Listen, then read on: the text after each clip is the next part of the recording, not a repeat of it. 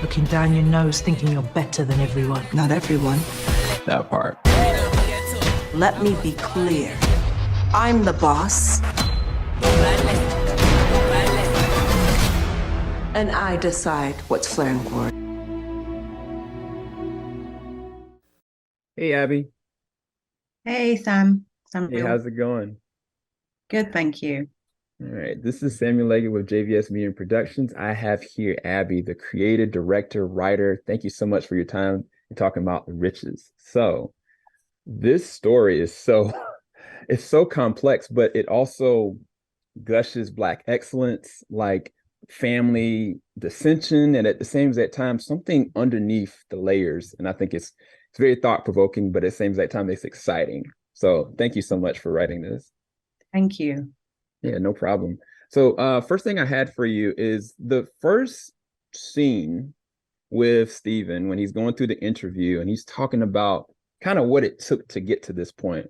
It also parallels later on in episode 2 when Nina has the same exact interview and they talk about, well, what about this? About it's always like somebody's trying to grill you when you're really like, no, we've got it all well together. Like, no, this is British, this is American, this is Nigerian. Like, and at the same exact time, I don't think he got it, but she was like, no, we may not have all this together right here, but we know what we stand for. So when you were sculpting this and kind of working through the different characters, what was the basis behind the theme behind this? I feel like it's not just family, it's more so like ownership and what it takes with that and the connections with that. But I just wanted you to kind of elaborate on that when you were creating it. No, completely. When I love family business shows and I love family businesses in real life, just the way in which money and blood muddies things and complicates relationships. Right. But I decided I wanted to write a family business show and it was going to be a Black family. But the question of what that business would be was really important. And once I stopped on cosmetics and hair, those were both really important because visually they're super interesting. They can look really beautiful on screen, but who gets to make money from Black hair and Black beauty is a really fascinating area because quite often we're cut out of the profits. Quite often those businesses aren't Black owned hands. And similarly, Black hair is so politicized and the judgments about what Black people, Black men, Black women do with their hair is just so loaded even till today that I thought that was a great business that would allow us to talk about so many other issues, but it's about Black ambition, Black ownership, Black entrepreneurial spirit, and the immigrant grit.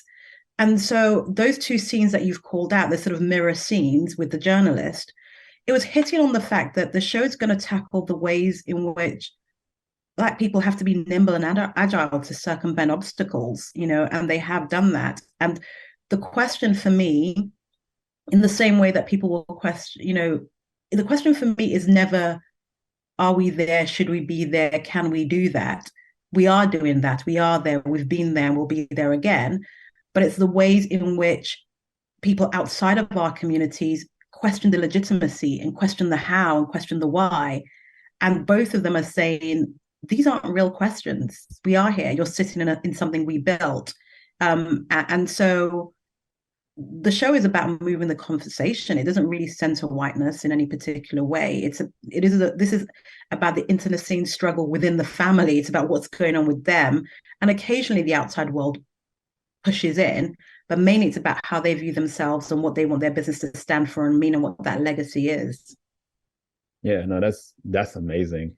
With every character, they seem like they all have certain layers to them. To Simon, to Nina, down to Claudia is, as strong-willed as she is.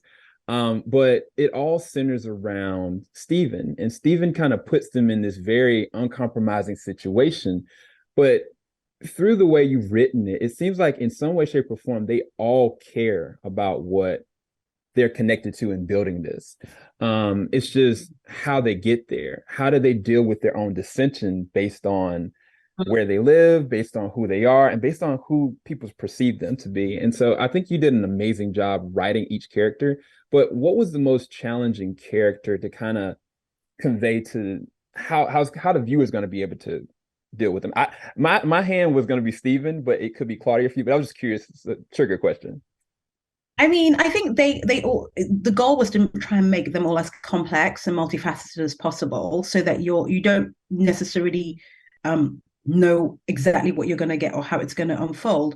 I think Gus is an interesting character for me because I've often seen alpha males on screen, and I'm like, what about the beta males? What about the black men who aren't necessarily whose view, who are in touch with their feelings, who's a bit of a mummy's boy? They exist, but we don't often see those particular representations. So that was about seeing a wealthy black man who's ambivalent about his place and his role in the world and what his father's death does to him and how he grieves that. And I thought that was really important to write that, and his relationship with his brother. But I think, Stephen is incredibly mercurial, and he casts a long shadow over the family. And that's important. And that energy which Hugh brings to it, I think, was incredibly important. But I also think it's a show about, it's quite matriarchal. So those two women are really dominant, and they're really squaring up against each other. So it's generational. They're different generations. But the thing I like about both of them, and I enjoyed writing about both Nina and Claudia, is the complexity. We go beyond, tropes like strong black woman, and it's both incredibly capable. Nina has the book smarts, Claudia has the street smarts, Claudia has the age and experience, but they also have these complexities. Nina's intimacy issues and daddy issues, Claudia's inability to let a fight pass her by. And so I like being able to write flawed women. I think Claudia may challenge audiences because you want to see her as a villain, but it's also important to see her as a mother protecting her children, and Mama Bear is not going to let you take what she worked for her kids to have. So they'll have their moments, certainly. Yeah, the show is as captivating as it is addictive. You have to see where it's gonna go next. So I'm excited for you. Congratulations on the riches. Thank you for having me. Thank you, Samuel. Thank you so much for your questions. It's no problem. Take care.